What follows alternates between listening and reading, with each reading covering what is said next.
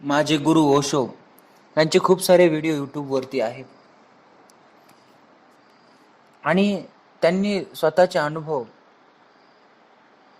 त्या आपल्या ऑडिओद्वारे त्यांनी सांगितलेले आहेत आणि आपण त्यांचं ऐकून सत्य आपण कसे प्राप्त करू शकतो, जे आपल्या अंतःकरणात सत्य लपलेलं आहे, ज्ञान आहे, जे ब्रह्म आहे, जो आत्मा आहे, त्या आत्मापर्यंत कसं आपल्याला जाता येईल. त्यांनी हिंदीमध्ये किंवा इंग्लिशमध्ये त्यांचे व्हिडिओ आहेत. तेवढ्या तळमळीनं ते आपल्याला ऐकावे लागतील आणि नुसतं ऐकून चालणार नाही. त्याप्रकारे आपल्या जीवनामध्ये आपल्याला वागावं लागेल. त्या सर्व अनुभवातून आपल्याला जावं लागेल, तरच आपण ते सत्य आपल्या अंतःकरणामध्ये आपण अनुभव करू शकू. कारण त्या अनुभवातून गेल्याशिवाय सत्य मिळणं अशक्य आहे. आत्मा, ईश्वर, परमात्मा कळण्यासाठी स्वतः आपल्याला प्रश्न विचारावे लागतील आणि स्वतःच उत्तर आपल्याला शोधावं लागेल. त्यासाठी माणसाला खूप निर्भय व्हावं लागेल. विचार शून्य होऊन आणि भविष्याची चिंता नसताना भविष्यामध्ये काय होईल, जरी मरण आलं तरी स्वीकारण्याची तयारी, ज्यावेळेस इतका मनुष्याचा निर्धार आणि विश्वास होईल, त्यावेळेस तो सत्याला आपल्या अंतःकरणामध्ये अनुभव करू शकतो. आपल्या अमरत्वाला तो अनुभव करू शकतो. आपल्या आनंदघन स्वरूपाला तो प्राप्त होऊ शकतो. या ठिकाणी ज्ञानेश्वर महाराज त्याच मार्गाबद्दल बोलू लागलेले आहेत की आपल्या अंतःकरणामध्ये असलेल्या ज्ञानाला आपण कशा प्रकारे ओळखू शकू. ध्यान म्हणजे नेमकं काय आहे, आपण ध्यान करायलोत का, आपण वेळ वाया घालवलोत, मिळालेला जन्म आपण वाया घालवत आहोत. आणि यासाठी फक्त थोडी जागरूकता पाहिजे. सकाळी उठल्यापासून ते झोपेपर्यंत जे जे आपण कर्म करतो, त्या कर्म करताना जे आपलं मूळ स्वरूप आहे, जे अंतःकरणामध्ये आहे, जे मन आणि बुद्धीद्वारे, इंद्रियांद्वारे जे या सृष्टीमध्ये वावरत आहे, त्याकडे आपलं लक्ष असणं गरजेचं आहे. जो जीव म्हणू, आत्मा म्हणू, जीवन म्हणू, एक सूक्ष्म अशी वस्तू आहे आपल्या शरीरामध्ये की ती मेल्यानंतर निघून जाते. त्या गोष्टीकडे स्मरण असणं आवश्यक आहे. जसं जसं आपलं स्मरण वाढेल तसतसं आपला प्राण, आपला जीव एकत्र होऊन आपल्या अंतःकरणामध्ये आपल्याला त्याचा अनुभव होतो आणि आपण अशा प्रकारे या मायामध्ये, संसारामध्ये असून सुद्धा मुक्त होतो. या ठिकाणी आपण ज्ञानेश्वरीचा 12वा अध्याय पाहत आहोत. 90 ओव्या पाहिलेल्या आहेत. आज आपण या ऑडिओमध्ये 10 ओव्या पाहणार आहोत. सडे जे देखिले ते ध्यान कासे लाविले, परिग्रही घातले तरियावरी.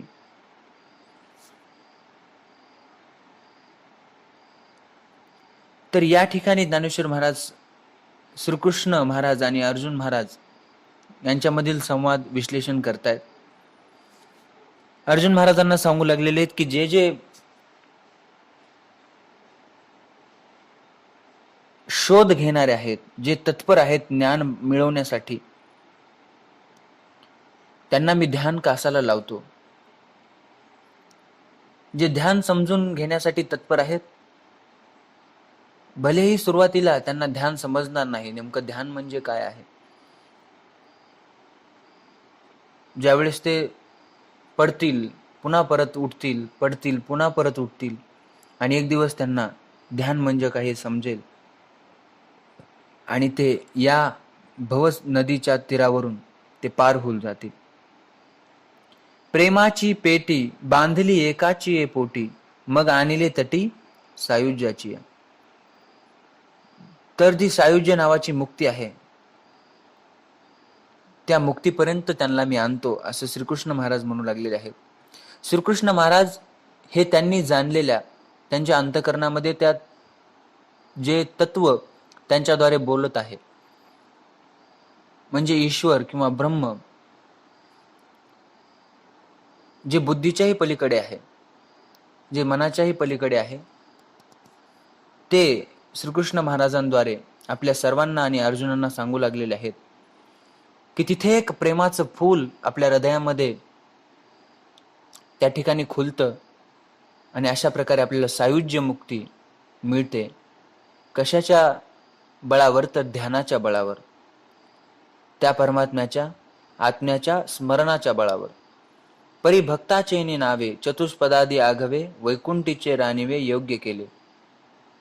तरी त्या भक्ताच्या नावानं तो वैकुंठीचा राणा होतो. वैकुंठीचा राणा म्हणजे त्याला पुन्हा जन्म मृत्यू नाही. ज्यावेळेस तो अमरत्वाला अनुभव करतो त्याला समजतं की मी कधीही मरत नाही. मग तो देह सोडल्यानंतर त्या ब्रह्माशी एकरूप होतो आणि चिरकाल तो वैकुंठामध्ये राहतो. म्हणून गा भक्ता नाही एकही चिंता तया ते समुद्रता आथी मी सुद्धा. मग ज्यावेळेस तो साधक जो मुमुक्षू त्या अमरत्वाचा अनुभव करतो, मग त्याला कुठल्याही प्रकारची संसाराची चिंता राहत नाही, कारण त्या ठिकाणी द्वैत राहत नाही. तो मन आणि बुद्धीच्या पलीकडे गेलेला असतो आणि जे काही या संसारामध्ये घडत आहे ते एक स्वप्नासारखं घडत आहे असं त्याला वाटतं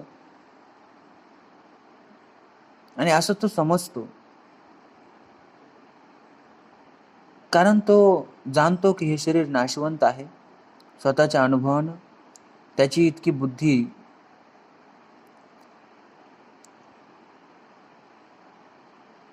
त्या अनुभवाने भरलेली असते की हे शरीर नाशवंत आहे, किंवा या शरीराद्वारे जे जे कर्म किंवा जे जे नाते मी जोडतो आहे ते सगळे एक दिवस नाहीसे होणार आहेत.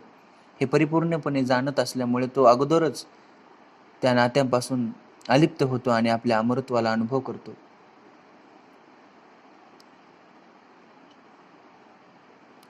आणि जेव्हाही का भक्ती दिदली आपुली चित्तवृत्ती तेव्हाची मजसुती त्याची नाटी. आणि भक्ती केव्हा खरी ठरली जाते की त्या साधकाने आपली पूर्ण चित्तवृत्ती त्या ठिकाणी समर्पित केलेली आहे. आपलं अंतकरण त्या अनुभवासाठी परिपूर्णपणे मोकळं केलेलं आहे, उघडं केलेलं आहे.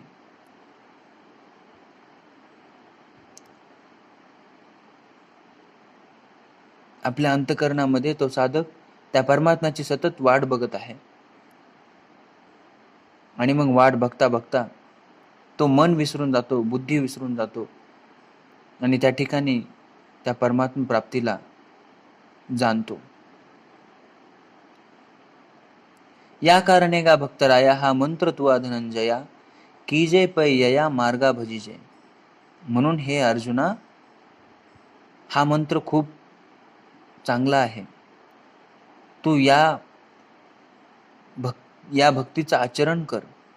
तू तुझी चित्तवृत्ती माझ्या ठिकाणी स्थिर कर. तुझ्या अंतकरणाकडे पहा. तू कोण आहेस? तुझं मूळ स्वरूप काय? तर तुला ते ज्ञान प्राप्त होईल. अशा प्रकारे अर्जुन महाराजांना श्रीकृष्ण महाराज सांगू लागलेले आहेत. आगा मानस हे एक माझ्या स्वरूपी संवृत्तिक करुण निष्टंक बुद्धी निश्चयशी. बुद्धीचा निश्चय करा अर्जुन महाराज आणि आपल्या मनाला आणि बुद्धीला माझ्या ठिकाणी स्थिर करा. हे मानस, हे मन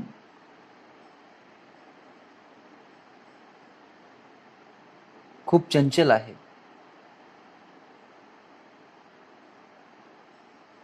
आणि मनाला ताब्यात आणण्यासाठी आपल्याला खूप सराव करणं गरजेचं आहे. त्यामुळे छोटे छोटे कर्म करत असताना आपली जागरूकता असणं गरजेचं आहे. कोणतीही गोष्ट अशी आपोआप होता कामा नये. इये दोन्ही सरिसी मज माझी प्रेमेसी, रिगाली तरी पावसी माते तुगा. या प्रकारे हे मन आणि बुद्धी जर तू शांत केलंस, तुझ्या ताब्यात घेतलंस, तर तू तुझ्या मूळ स्वरूपाला जाणू शकतो, असं श्रीकृष्ण महाराज अर्जुन महाराजाला सांगू लागलेले आहेत. आणि तू एक प्रेमाचा पुतळा होऊन राहशील.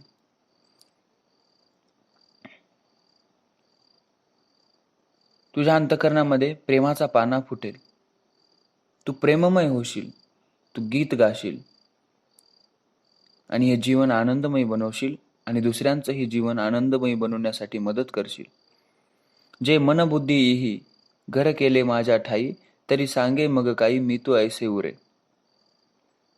मग ज्यावेळेस साधक अशा प्रकारे आपली मन आणि बुद्धी त्या आत्म्याच्या ठाई स्थिर करतो, त्याच्यानंतर त्याला दुसरं काही करणं शिल्लक राहत नाही. कारण ब्रह्मापासून ते मायापर्यंत, माया म्हणजे मन आणि बुद्धी आणि ब्रह्म म्हणजे ते आत्मा, तर या पलीकडे जाणण्यासारखं दुसरं काही शिल्लकच राहत नाही.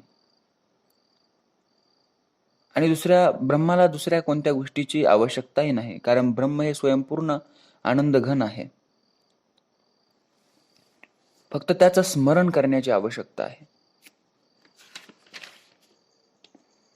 मनोनी दीप पालवे, सवेची तेज मालवे, का रविबिंबा सवे प्रकाशू जायो. ज्ञानेश्वर महाराज उदाहरण देत आहेत की जसं दिवा विजून जावा आणि दिवा विजल्यानंतर ज्या प्रकारे प्रकाश पण त्या ठिकाणाहून निघून जातो, जसं रविबिंब सूर्याची किरण निघून गेले तर त्या ठिकाणी प्रकाश राहत नाही, त्याच प्रकारे जिथं जिथं मन बुद्धी आहेत तिथे तिथं अहंकार येतो आणि ज्या ठिकाणाहून मन आणि बुद्धी निघून जातात त्या ठिकाणाहून त्या प्रकारे अहंकार सुद्धा निघून जातो. अशा प्रकारे उदाहरण देऊन ज्ञानेश्वर महाराज समजून सांगू लागलेले आहेत. आणि ज्यावेळेस मन आणि बुद्धीला आपण परिपूर्णपणे समजतो, त्यांना समर्पित करून त्यांनी जो आत्मा, जो जीव या मायामध्ये अडकून ठेवलेला आहे, जशी जशी आपली जागरूकता वाढते, स्मरण वाढते, तसं तसं आपला जीव, आपला आत्मा या मनातून, या बुद्धीतून थोडा थोडा अलिप्त व्हायला लागतो. आपल्या शरीरामध्येच ती क्रिया घडते. दररोजच्या जीवनामध्ये संपूर्ण गोष्टीपासून अलिप्त राहतो, कारण की त्या साधकाला आता मृत्यूची आठवण येत आहे. त्याला समजतंय की हा देह काही काळात पुरताच आहे आणि मला त्या सत्याला जाणून घ्यायचं आहे. मला दुसऱ्याचे उत्तर नकोयत, मला उदार उत्तर नकोयत. माझे गुरु सतत सांगत असत की उदार उत्तर काही कामाची नाही, तुम्हाला स्वतः अनुभव घ्यावा लागतील आणि तरच सत्य तुम्हाला मिळू शकतं. कारण सत्य ही अशी गोष्ट नाही की दुसऱ्याकडून आपल्याला घेता येईल, ते आपल्यालाच कमवावी लागते. आणि ती त्या अनुभवातून गेल्याशिवाय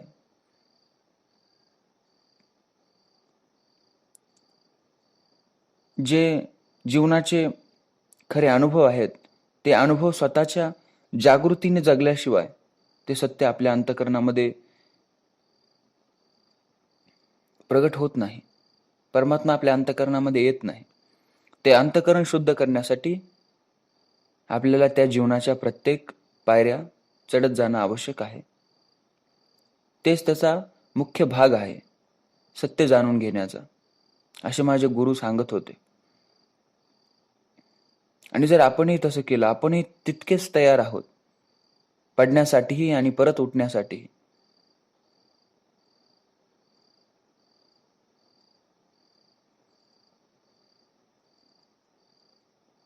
आणि हेच एक असं कार्य आहे ते या मानव देहामध्ये आल्यानंतर करणे योग्य आहे.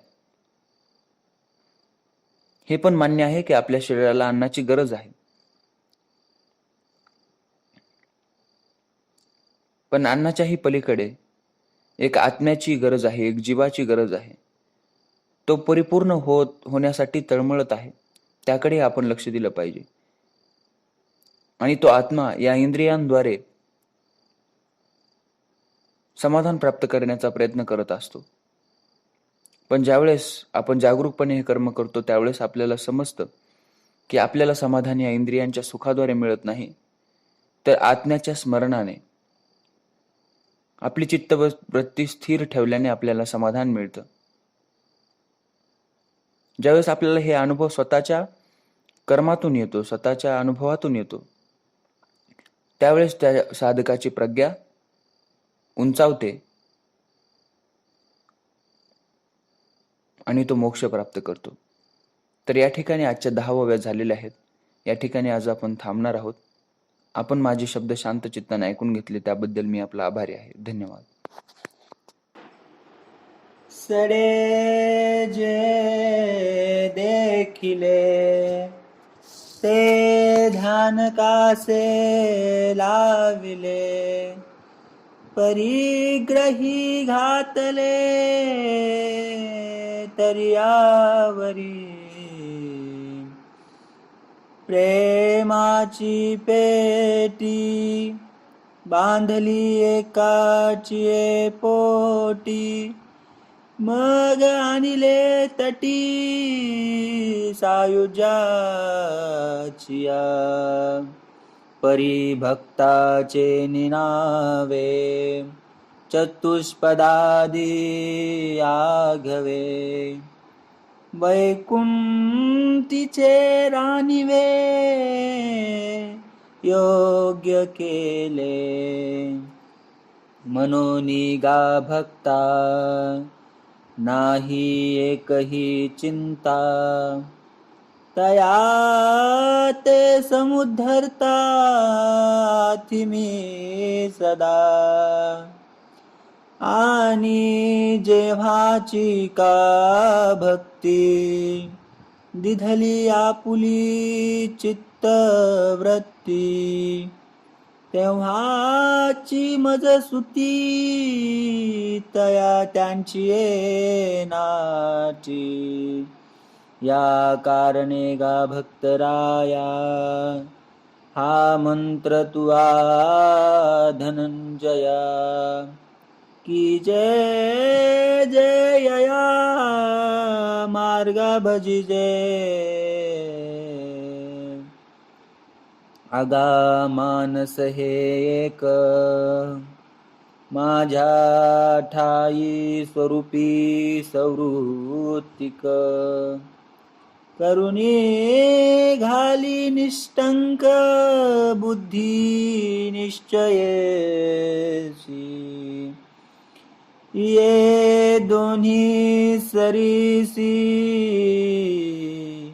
मज माझी प्रेमेसी, रिगाली तरी पावसी माते तू गा, जे मन बुद्धी